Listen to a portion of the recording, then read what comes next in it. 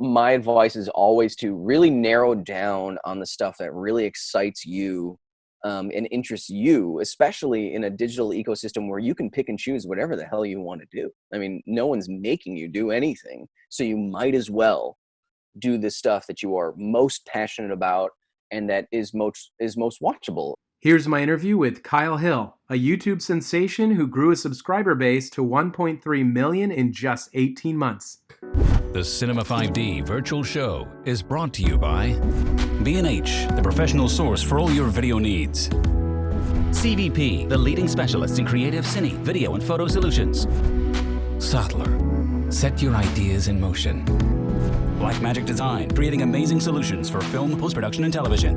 And Tilta, arm your camera.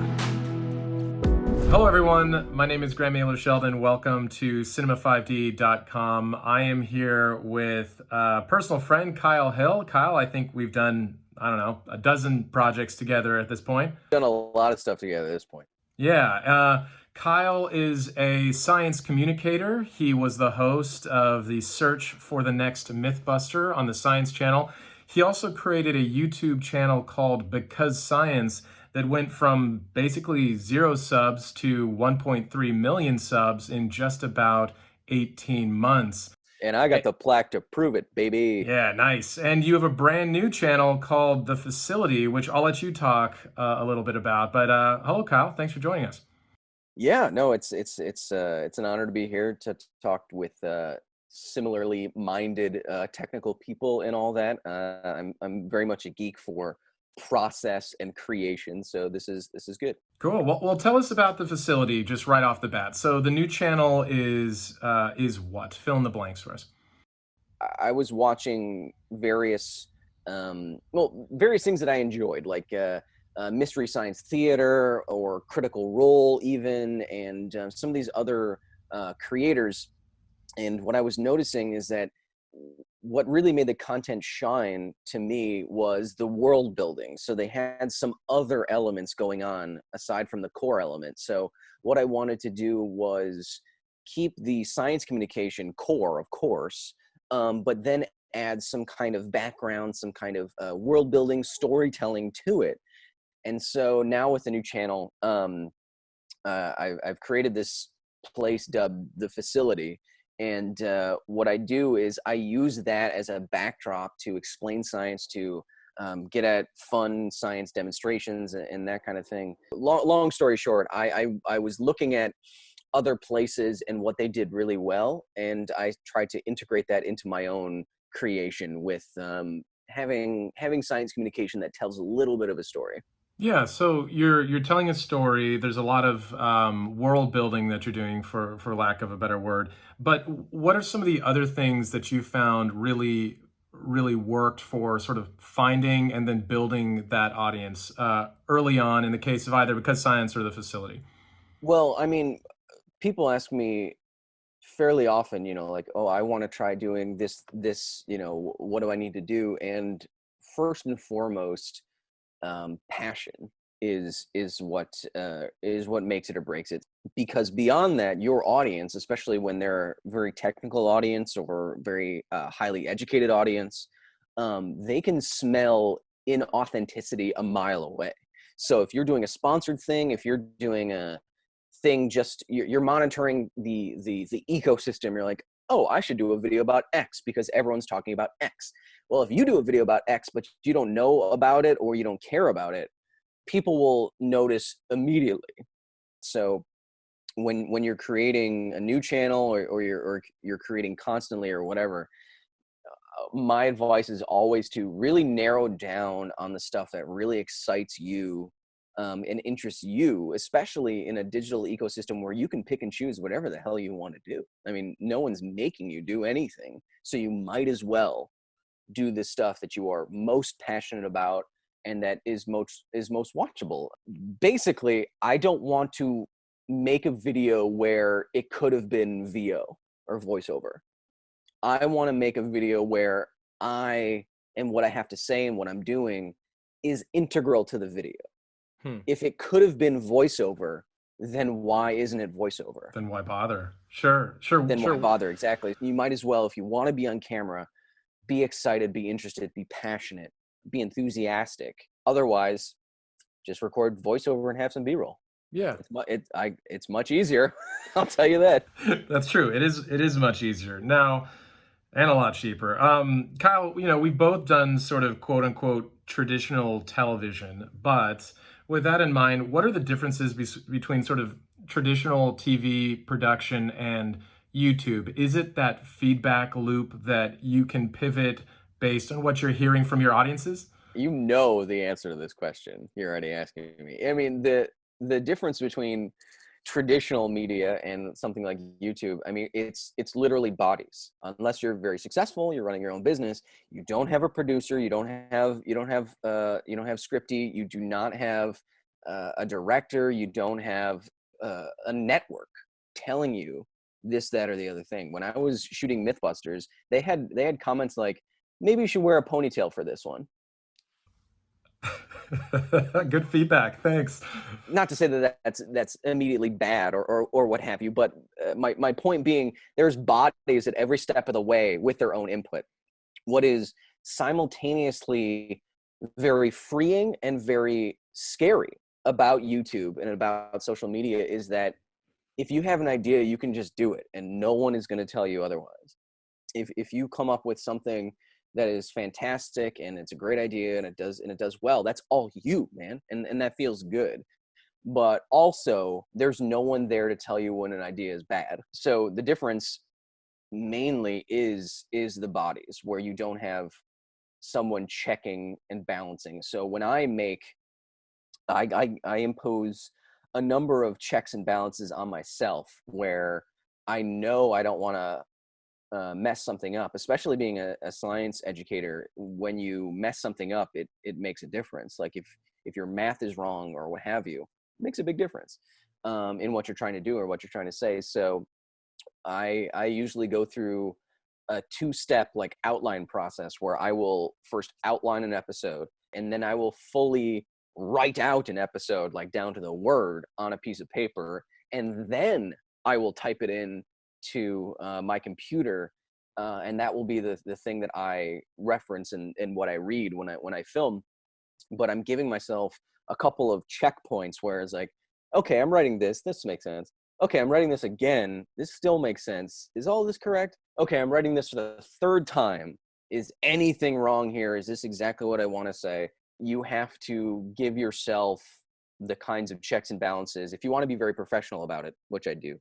You have to reintroduce those checks and balances to yourself, because you won't get them from anyone else, which is both a blessing and a curse. Yeah, yeah. Well, how do you, along those same lines, how do you deal with sort of the internet feedback? We'll call it. I don't want to call it, but you know what I'm saying. It's you don't want The comment section. how do you deal with the comment section? Because you don't want to be creating by committee, right? So if there's 10% of the comments are like, "I hate this thing," how do you know if you've actually maybe misfired on this current episode and maybe you should pivot, or if that was just an anomaly and those people, Yeah, that's happened. I mean, you know, everyone says don't read the comments. I read all the comments, and I think, And you comment back a lot. I mean, and I I see you comment answer. back Yeah. a lot, and that goes to another point of creating community. When people know that you are there and reading and responding, I think it's a whole different thing. And so, for the last 5 years, I've been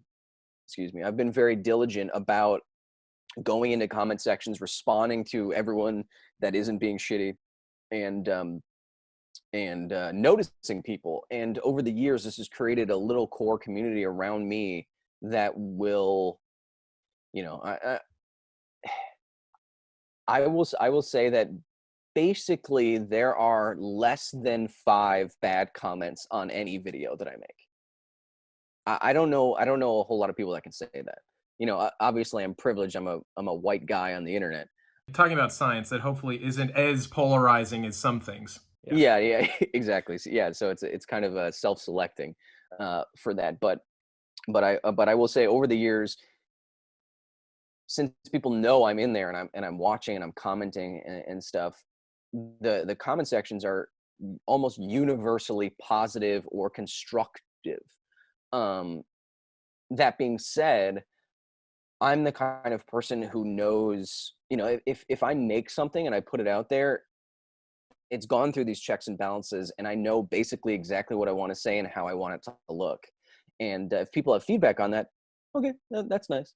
But I know what my vision is, and so I will read at people's comments and say like, oh, you know, that's a good idea. I might do that. But at the end of the day, it's my vision and my content. So no matter what they have to say, it's like, okay, that's fine. But I'm still going to do exactly what I want to do. I think once you start outsourcing your creative decisions to a crowd, it's going to go downhill pretty quick. Once more than 10 people are commenting, they stop self-policing, and then they're like, oh, hey guys, we should be constructive. And once there's 1,000 people commenting, it's like,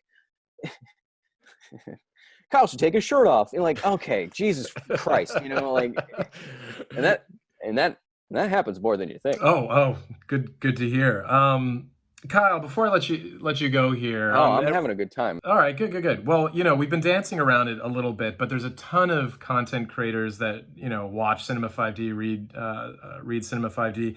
Is it 90% passion, right? So if you're about to start your very first channel, is it all passion? If you don't have the passion, don't do it, right? What's the first, we'll call it like gatekeeping moment that you should be like, I shouldn't make this channel? So yes, I would agree that passion, and you have an idea, you really want to do something, you're really excited about it, that should be kind of like your switch where it's like, okay, I'm going to try this thing.